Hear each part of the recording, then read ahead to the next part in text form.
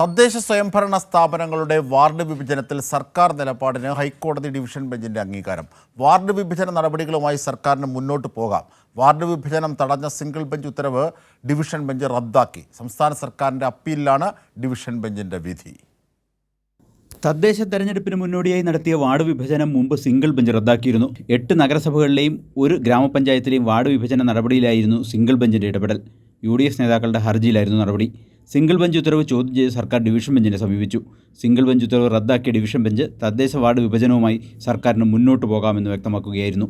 2015 വിഭജിച്ച വാർഡുകളിൽ പുനർവിഭജനമാകാമെന്നും വിഭജിച്ച വാർഡുകളിൽ പുനർവിഭജനം പാടില്ലെന്ന സിംഗിൾ ബെഞ്ച് വിധി നിലനിൽക്കില്ലെന്നും ഡിവിഷൻ ബെഞ്ച് വ്യക്തമാക്കി. വാർഡുകളുടെ എണ്ണം തീരുമാനിക്കുന്നത് നിയമസഭയുടെ അധികാരമാണ്. നിയമസഭയുടെ അധികാരത്തിൽ ഇടപെടാനാവില്ലെന്ന് ഹൈക്കോടതി ഡിവിഷൻ ബെഞ്ച് വ്യക്തമാക്കി.